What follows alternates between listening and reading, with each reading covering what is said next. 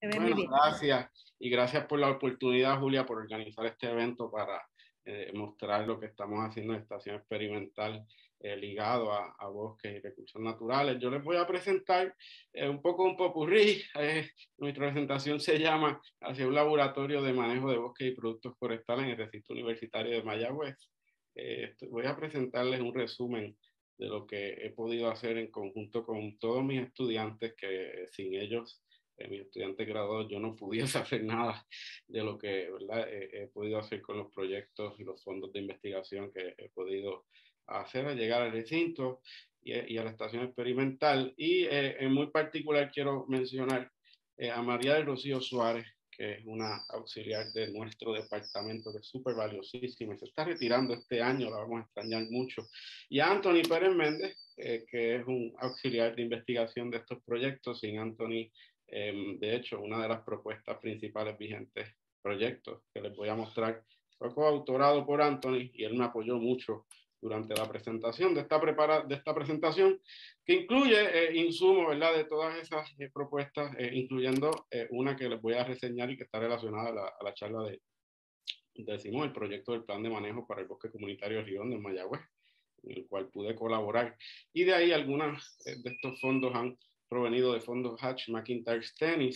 De esos solamente 3 están vigentes todavía y ellos, todos esos cubren parte de todo lo que les voy a presentar hoy. Y uno que, ¿verdad?, es nuevo con el doctor Víctor Snyder, que espero que esté por allí. Pero, ¿verdad?, les voy a presentar sobre todo el proyecto enmarcado en este proyecto Z358 del Ready Seed and Instruction Grants Program de NIFA, que ha sido bien importante junto con el Servicio Forestal del Departamento de Agricultura de Estados Unidos en apoyar estos proyectos. Les voy a hablar brevemente de los bosques de Puerto Rico en un enfoque social ecológico, ¿verdad? Tanto el recurso como nosotros y cómo actuamos allí, las necesidades de conservación y manejo, y cómo la composición de especies de nuestros bosques puertorriqueños medía allí. Y la segunda, o más bien gran parte, la primera mitad diría yo, porque la introducción es corta, se va a enfocar en investigaciones en manejo de bosques, en cómo el humano está interviniendo o podemos intervenir en los bosques puertorriqueños para mejorar los servicios ecológicos, comenzando con ese caso de estudio de Río Hondo, pero de ahí llevando algunas cosas que aprendí en Río Hondo y necesidades que aprendí en el camino a experimentos que nos ayuden a desarrollar mejores prácticas de manejo para bosques en nuestros terrenos privados, y la mayoría de los bosques en Puerto Rico están en terrenos privados. Y luego les voy a enseñar lo que hemos avanzado en el laboratorio de productos madereros en Finca El Zamora. Hemos tenido algunas colaboraciones con la Facultad de Ingeniería y Anthony ha sido bien central en esto para llevar el laboratorio de productos forestales. Quiero empezar, ¿verdad?, con esta imagen de Puerto Rico. Puerto Rico hoy es mucho más verde que a mediados del siglo pasado, donde solamente había quizá un 5% de cobertura boscosa.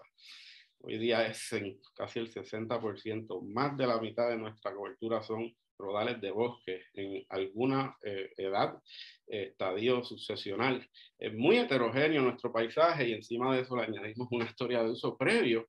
Y hoy día nos estamos preguntando cómo volver a manejar estos rodales, que ahora son relativamente nuevos, y también cómo conectarnos mejor con ese recurso maderero que está en tanta abundancia y que se usa, si se usa de forma sostenible, sin dañar la base del recurso, pues puede proveer para enriquecer, para beneficiar a las comunidades. Y nosotros empezamos, esto es un diagrama que yo uso mucho en mis cursos, es un marco conceptual generalizado para poder entender sistemas socioecológicos y estudiarlos. Es de la doctora Elinor Ostrom, una premio Nobel de la Paz en Economía, perdón, de la Paz, no, un premio Nobel en Economía. Y es un diagrama muy sencillo, sencillamente reconoce que para uno manejar un sistema de recursos que se compone de unidades como lo son árboles y bosques, pues uno no puede hacerlo sin entender sus conexiones con los sistemas de gobernanza y los usuarios que están allí dentro. Y nosotros pues profundizamos un poco en eso para ese último proyecto Z358, y Anthony me ayudó, o más bien él elaboró mucho de este diagrama, que es sencillamente una adaptación ¿verdad? Pero una adaptación al sistema de Puerto Rico, considerando que muchos de esos bosques están en terrenos privados y que a veces esa proximidad a comunidades rurales es algo que necesitamos entender para manejarlo, porque esa es la interacción que tienen con los usuarios. De la misma manera, dentro de esos bosques hay especies que quizás no estaban en tanta abundancia y no estamos seguros cómo utilizarlas, y por otro lado, hay especies que faltan ahí dentro y que son lo que quisieran tener algunos usuarios que trabajan en madera.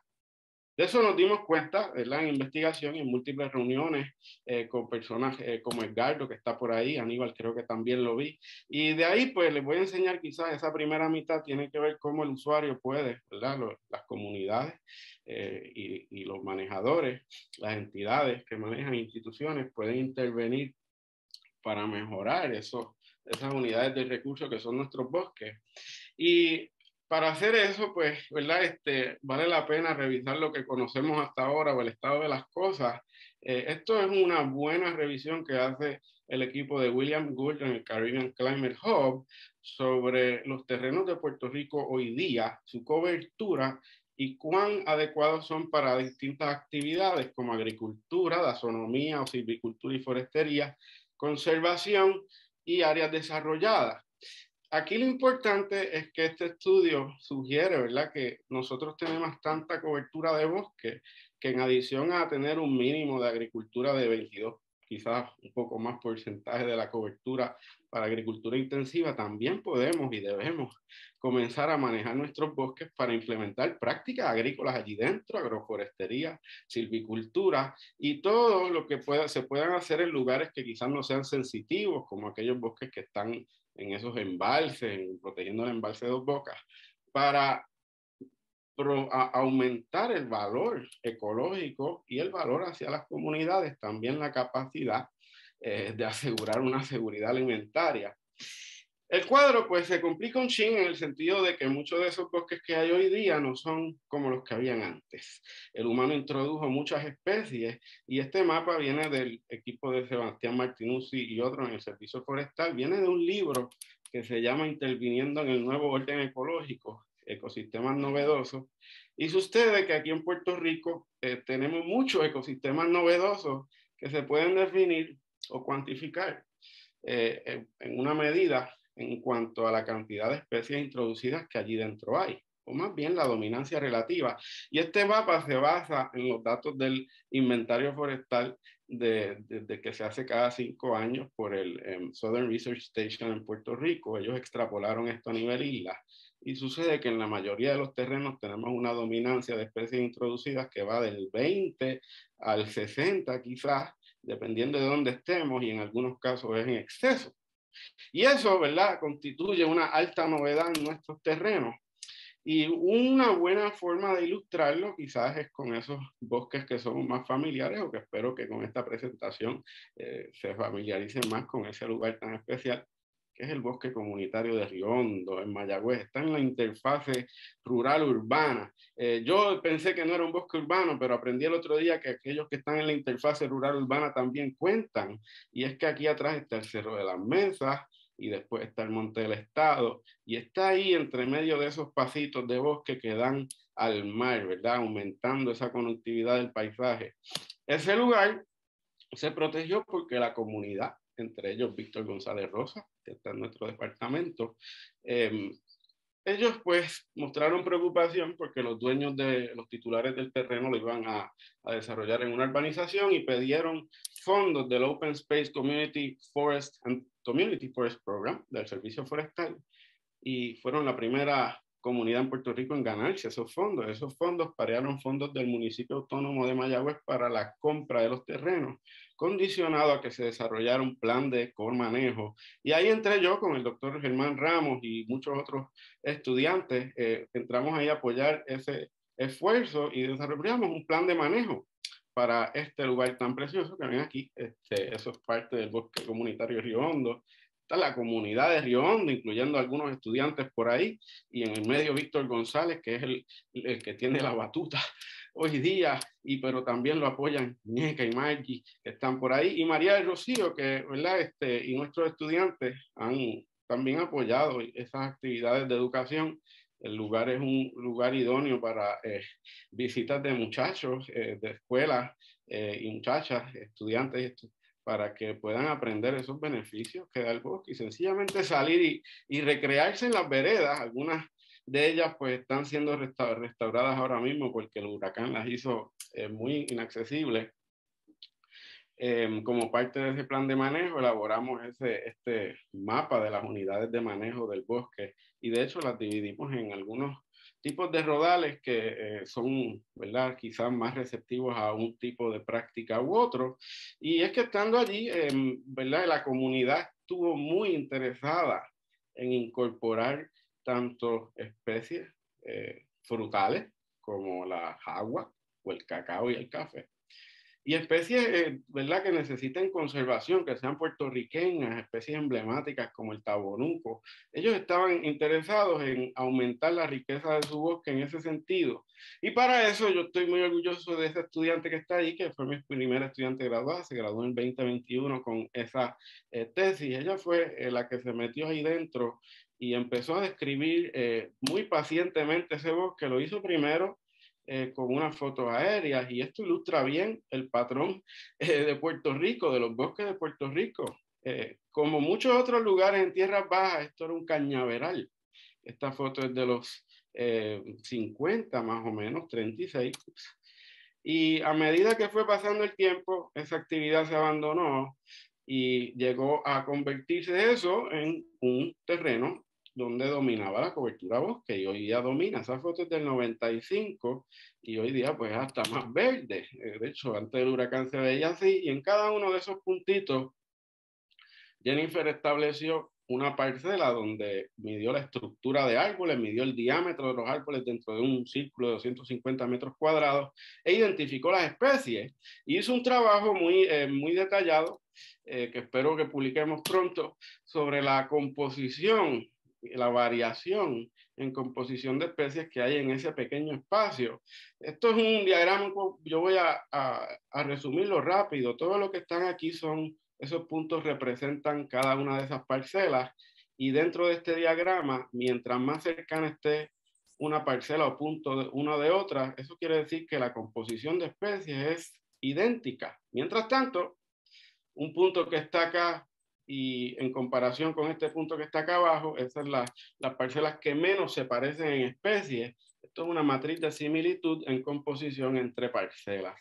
Y el patrón que ya observó es que había un efecto, a pesar de que el gradiente o el cambio en elevación no es tan grande, sí hay un efecto donde se agrupaban especies de menor elevación, perdón, parcelas de menor elevación a un lado y las que estaban en elevación intermedia pues se ocupaban ese espacio intermedio. Y eso pues se manifestaba un poco de esta forma en los lugares más altos, y aquí está Jennifer, encontró bosques, rodales de bosque dominados por casia, una casia de Siam, una fabácea, aunque no fija nitrógeno, sí tiene muchos rasgos asociados a otras fabáceas, es caducifolia, tiene poco follaje en la corona, y miren ese sotobosque de Río Hondo, qué rico es en una época del año, inclusive uno puede encontrar árboles como ese que se llama un cafeillo. No es café, pero parece café, una especie nativa aquí y en Sudamérica. Y eso, pues, ¿verdad?, da un poco a pensar, ok, ¿y si sembramos café debajo de esta cobertura? ¿Se dará bien? Y pues eso, de hecho, fue la justificación de uno de los primeros proyectos que yo tuve en la estación. Si tenemos especies en bosque nativo como esta, que son roble blanco, yagrumo, guava y moca, usualmente estas son las especies de bosque nativo que se usan de sombra, ya sea de café o cacao, y son análogas a estas especies que se usan en cacao en Centroamérica. Esa guava venezolana es similar a la guava de aquí, ese roble rosado es muy similar al roble blanco, y estas especies que están abajo son fabáceas, pueden fijar nitrógeno y tienen rasgos asociados a fabáceas. Esos bosques novedosos están dominados por estas especies que muchas veces pues, se conocen como especies que no se quieren en un lugar, pero han sido muchas de ellas, como el tulipán africano, el caucho o la acacia, las especies que han crecido en esos terrenos abandonados porque tienen rasgos que las permiten crecer rápido. Y eso es lo que tenemos allí en el bosque comunitario de Río Hondo y en muchos otros lugares, en muchos otros bosques que están ligados a comunidades. Esa estudiante que está ahí es muy especial. Génesis está ahora mismo en Minnesota, está terminando su tesis y aquí les voy a enseñar algunas cosas de lo que ella hizo. Pero ella comenzó un experimento para cuantificar las diferencias entre el follaje de esos rodales cuando son dominados por una u otra especie, porque eso tiene que ver con la cantidad de luz que penetra. También hizo un experimento que les voy a enseñar un chin, sembrando frutales bajo rodales de bosque dominados por esas distintas especies introducidas. Y lo hizo, su proyecto fue cruzado por el medio por el huracán María, como van a ver de muchos de estos proyectos. Y eso es una foto de un árbol de jagua que fue sembrado allí en la finca El Zamora 2 semanas antes del huracán, y yo tomé esa foto 2 semanas después del huracán. Todos los arbolitos que sembró Génesis antes del huracán estaban intactos, porque el dosel cogió el cantazo de la energía. Ahora, lo primero que ella hizo con la ayuda de, aquí vemos a Gabriel con un instrumento que tenemos en el laboratorio, es muy útil, eso es lo que mide la cantidad de luz incidente. Y si uno mide la cantidad de luz fuera y dentro del bosque, pueden estimar la cantidad de follaje que hay allá arriba, y eso está directamente, o más bien inversamente relacionado a la cantidad de luz que penetra el sotobosque, y eso puede afectar cualquier cosa que uno siembra allá abajo. Génesis empezó a hacer eso en el 2017 y estaba empezando a encontrar unos patrones. Todo lo que son líneas verdes son especies bosques dominados por no fabáceas. Y aquí en junio pareciera que los bosques dominados por esas fabáceas tenían un área foliar mayor, o sea, más luz estaba entrando en los bosques dominados por otras especies que no eran fabáceas. Pero ahí vino el huracán y Génesis, sin saberlo, cuantificó el efecto más drástico que tuvo el huracán sobre todos los bosques de Puerto Rico, y vamos a hablar un poco más de eso adelante, pero se puede ver que ya el efecto de dominancia de especies, pues no importa mucho, el huracán lo homogenizó todo y de repente tuvimos una apertura de luz. Ahora, esa apertura de luz, ¿verdad? Conllevó o fue llevada por una reducción en densidad de árboles. Y también, pues quizás vamos a conocer al fin y al cabo cómo benefició su experimento, porque ella en 30 sitios sembró esas 6 especies que están ahí: cacao, café, jagua, jácana y pana. De hecho, se me queda una, también sembró aguacate. Y lo sembró en sitios que se ven como ese, bosques dominados totalmente por una u otra de esas especies, en este caso un bosque de tulipán, para ver, ¿verdad? Si esas especies se daban bien allá abajo. Estas fotos son del 2020, no, son del 2019, ¿no? Algunas fotos he podido actualizar para esta presentación, otras no. Esos árboles de pana, pues hoy día algunos de ellos están mucho más grandes que este. Esto es un árbol de jagua. Esas dos especies se dieron muy bien y la mejor que se ha dado es el cacao. Ya hay algunos de esos cacaos que Génesis sembró en el 2017 que pueden llegar hasta 3 metros de altura. Muchos de ellos ya están en florecida y la idea es, ¿verdad? Asegurar más fondos para continuar monitoreando este proyecto. Ahora, eso es una mitad. ¿Cómo enriquecemos esos bosques para tener cultivos y alimentos? Los podemos enriquecer también para que tengan especies de árboles nativos y quizás aquellos que casi no se encuentran. Y Rey Cruz Aguilar, ese estudiante muy especial que está ahí, también está terminando, me entregó su tesis y yo se la estoy, como se la terminé de comentar y espero se gradúe el semestre que viene. Él comenzó a ver un experimento que ya habíamos hecho hace un tiempo. En el servicio forestal habíamos sembrado esos arbolitos que no se ven muy lindos así, parece un arbolito normal. Esos son arbolitos de palo de pollo, Pterocarpus officinalis. Comenzamos un experimento en 3 lugares dominados por tulipán, que coinciden de hecho con humedales muy inundados, para tratar de restaurar esta especie. Esta especie solo se encuentra en 13 rodales más o menos que quedan en algunos bolsillitos en los estuarios de Puerto Rico, también algunos en el Yunque, solo se da donde hay humedales, pero es una especie muy emblemática. Quizás son los contrafuertes más anchos de cualquier especie en Puerto Rico, y esta, si usted se mete en el Caño La Boquilla, en Mayagüez, va a ver esto. Ahora, esos árboles, esa especie no se encuentra en esos lugares porque hay una limitación muy grande de dispersión, y nosotros lo que hicimos es sembrar esas especies dentro de estos lugares. Eso que usted ve ahí son árboles de tulipán africano que también son adaptados a inundaciones. Y hicimos una siembra de enriquecimiento en el 2010.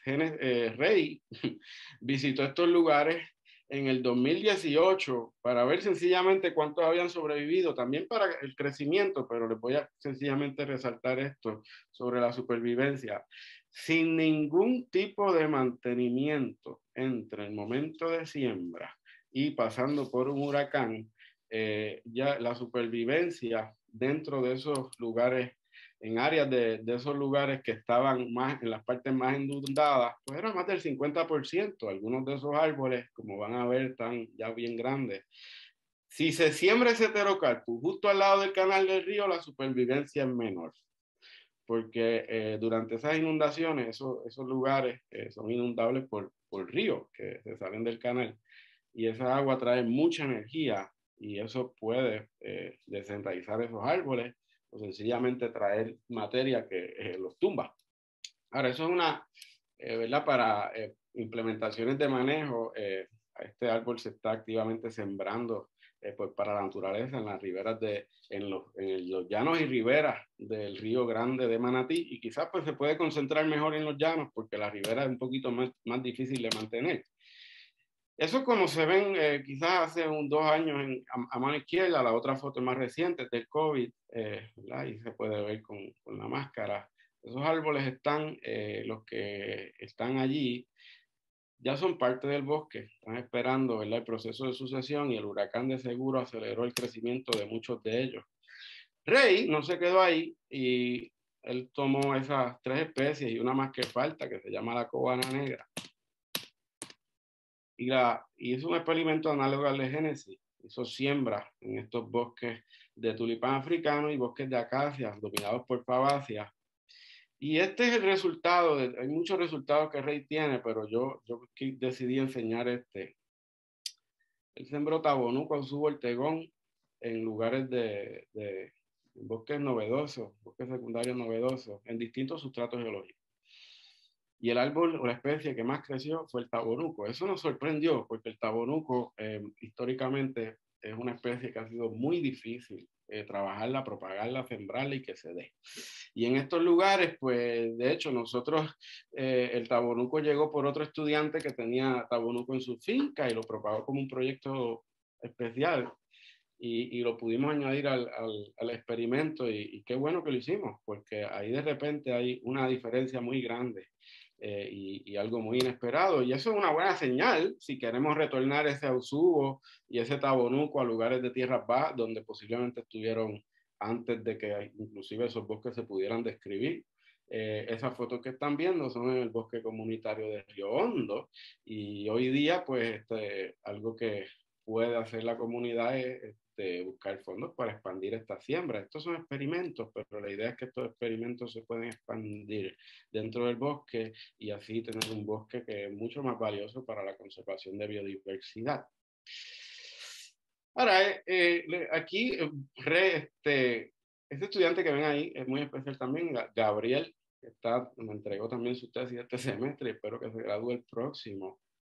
Él vio o estuvo mirando algunas cosas un poco más relacionadas a la conservación, específicamente de unos rodales dominados por almendro. Y es que si usted se va al noroeste de Puerto Rico, a todas esas playas, como por ejemplo cerca de Playuela, allí en Aguadilla, usted puede encontrar que esos bosques están dominados por esta especie de india. Y Gabriel sencillamente, ¿verdad?, comenzó un estudio para describir la estructura y composición de los bosques de almendro. A él también le pasó el huracán en el medio de su tesis, pero él no se rindió, y en conjunto con el resto del laboratorio para ese momento, él y con Rey, ¿verdad?, hicieron un pequeño estudio de qué le hizo el huracán a esos lugares, incluyendo un lugar de almendro, incluyendo una parcela ahí en Río Hondo, incluyendo unos lugares de tulipán africanos. Eso salió en el 2021. Y yo sencillamente quiero ilustrar algo. Este es el cambio porcentual en densidad de árboles. Este es el cambio porcentual en área basal, que es el tamaño de esos árboles. Y el efecto fue negativo cuando sacamos el promedio, en algunos lugares, de hecho, la densidad aumentó después del huracán, en otros lugares se vio bien drásticamente reducida, pero si uno ve el neto, pues se acerca un poco negativo o casi a cero. La mayoría de esos troncos, de todos esos árboles, estaban allí presentes. Lo que no estaba presente eran las coronas, las copas. Y eso fue lo que pudo ver Génesis. En adición, ¿verdad? O por consiguiente, muchas de esas ramas cayeron al suelo, también algunos troncos.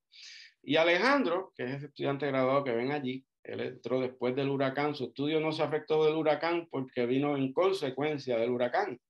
Es parte del proyecto H489 que sigue vigente, y había mucho y sigue habiendo mucho interés de qué, ¿verdad?, hacer con tanta madera después de un huracán, y vamos a ver eso pronto. Alejandro se enfocó en cuantificar la cantidad de madera en esos rodales sobre el suelo a causa, ¿verdad?, del huracán María, y lo hizo en esos lugares, en el área húmeda de Puerto Rico, en bosques dominados por albicia, en bosques dominados por tulipán, por sena, flamboyán y flamboyán amarillo. Todos estos son tipos de rodales tipificados por la especie más dominante. Y él encontró que en esos bosques dominados por esta fabacia, la cantidad de biomasa de madera sobre el suelo, coarse woody debris, tendía a ser mayor que en los otros lugares, y él encontró esta escala del paisaje. Todavía estamos viendo el porqué, pero ¿verdad?, esto es fresquecito de la tesis. Y todo eso, ¿verdad?, está sirviendo para mejorar el contenido y enfocar el contenido mejor de una guía de mejores prácticas de manejo, que está avanzada, y Carlos está por ahí, él sabe el estado de eso, y nos vamos a reunir la semana que viene para conversar. Pero la idea, y eso que está ahí, es arte original de una estudiante que se llama Lisbeth, estuvo trabajando en este proyecto para conceptualizar lo que sería un sistema agroforestal criollo o basado en esos bosques puertorriqueños que tienen muchas especies nativas introducidas, y la idea es que hay que trabajarlas en conjunto para poder establecer cosas como ese cacao que está ahí abajo. Aquí tenemos ilustrado el yagrumo, la palma real que es endémica, y ese tulipán que pues bien fácil reconocer. De hecho, si nos vamos a los detalles, ¿verdad? Y hablamos de esa composición, pues esto es un diagrama de flujo de una de las fichas, se llama Cómo prescribir intervenciones silviculturales en bosques secundarios. Y comenzamos aquí. Si la composición cumple con los objetivos, si la respuesta es no, pues uno puede enriquecer. Y ya usted dio unos ejemplos, ya sea con especies de agroforestería, o lo puede hacer con especies de árboles nativos, si ese es el deseo, para poder, ¿verdad?, llegar a un sí. Y si la estructura cumple con los objetivos, uno puede evaluar si uno puede cosechar madera de ahí. Si no, pues uno puede inclusive intervenir en el rodal para acelerar el proceso de sucesión, si se quiere, en rodales de bosques secundarios que son dominados por especies como esta. Quizás uno quiera acelerar el proceso, y uno puede proceder en esta dirección, en podar y ralear, y eso puede dar cierta cantidad de madera que se puede utilizar para otros propósitos. Y de hecho, ¿verdad?, uno tiene que considerar si hay especies que representen vulnerabilidad o peligro, sobre todo en esos trillos, como el Río Hondo. Y si eso no es así, pues uno puede llegar hasta, ¿verdad?, no hay necesidad de intervenir, pero puede ser que haya alguna necesidad de intervención en otros casos. Y luego de intervenciones es importante medir el efecto, ¿verdad?, porque eso también ayuda a obtener incentivos. Hoy día estamos hablando mucho de esos incentivos de NRCS, que son EQIP. La idea es que esto también informe en parte ese programa. Ahora vamos a ver el otro lado en la otra cara de la moneda. Estuvimos viendo la dirección en un lado, cómo intervenimos en esos bosques. Ahora, ¿cómo podemos canalizar algunos de esos recursos de esos bosques? Y en eso se ha enfocado el laboratorio de productos madereros, y quiero resaltar, no sé si el doctor Pedro Quintero o el doctor Oscar Marcelo Suárez estén por allí, pero quiero resaltar una colaboración del semestre pasado con el doctor Pedro Quintero en el capstone de Ingeniería Mecánica. De hecho, ese grupo, compuesto por los estudiantes Gustavo Rosa, Marco Logroño y Diego Palau, comenzaron un poco un trabajo de diseño en lo que sería un horno solar para secado de madera. En las reuniones con actores en el sector forestal, muchos de ellos indicaron que esto era el hecho de no conocer la tecnología y las técnicas de cómo secar madera hacía que esas maderas, después de ser aserradas, pues la calidad no fuera tan buena. Y tener un horno como este, esto es una foto de un horno que desarrolló el doctor Bond de Virginia Tech y del Servicio Forestal. Para los trópicos, pues nosotros, o más bien el curso del doctor Pedro Quintero tomó ese diseño y lo trató de mejorar. Y a mí me encantó, yo le pedí a Anthony que sacara este diagrama porque a mí me encantó. Ellos tomaron esto, lo llevaron a otro nivel, hicieron un estudio de flujo de aire dentro de ese horno para ver qué configuración de esas pilas de madera y de estos abanicos que son que se sacan energía por placas solares, cuál era la mejor configuración para maximizar la eficiencia de secado y evitar que se crearan algunos lugares de esta cámara donde no se secara bien la madera, como esta esquinita aquí abajo, por ejemplo. Y eso, ¿verdad? Está ayudándonos a mejorar estas facilidades que les voy a enseñar aquí. Esto ya está allí en Finca Alzamora. Anthony, que está allí, ustedes pueden ver a Anthony operando el aserradero de Finca Alzamora en una de las visitas que tuvimos para demostrar esto. De hecho, el aserradero tiene propósitos demostrativos para educación y también para investigación, para proveerle a los colegas de ingeniería material de trabajo. Eso está allí, aunque ahora mismo estamos esperando una pieza para repararlo. Espero que que compras, pues eso, espero que fluya bien por por nuestra oficina de compras. Ahí vamos. Esto es un poco más de las actividades que ha hecho Anthony en el laboratorio. De hecho, con las comunidades, este es un compañero, el señor Armando Feliciano, después del huracán, él necesitaba cerrar unas maderas y de paso nos donó algunas tablas de ese tronco que ven allí, eso es guapinol, o mejor conocido aquí como algarrobo, una madera muy útil y de la cual salen unos muebles muy lindos. Ahora, esa es la parte de trabajo de productos y les voy a enseñar un chin más. Nuestra otra mitad del laboratorio está ahí en esa esquinita, en Finca Alzamora. Allí tenemos un horno de secado para aquellos que necesiten secar sus muestras. Está abierto, disponible para todos los estudiantes graduados e investigadores del recinto. También tenemos unos materiales como ese medidor de dureza, que un estudiante de ingeniería está usando estos días para probar la dureza de madera superabundante, no solo el tulipán africano, sino especies como el guaraguao, que es una especie nativa muy abundante en nuestros bosques. Y también esto le estoy enseñando unas fotos de cosas que tenemos en cajas, porque pues la pandemia sí nos ha atrasado algunas cosas. Estamos esperando una conexión eléctrica, pero pronto tendremos esas herramientas que ven ahí en pantalla. Y la idea es que ese laboratorio de productos madereros pueda ser un lugar donde se puedan dar talleres, inclusive de uso de madera y tratado de madera. Ahora les quiero contar un poquito de lo que ha sido últimamente algo de enfoque que he tenido con la colega Sally González Miranda. Y es que allá atrás en nuestro patio del recinto tenemos unos árboles muy especiales, son árboles de cóbana negra, están en peligro de extinción. Por iniciativa del doctor Carlos Chardón se sembraron en los 50.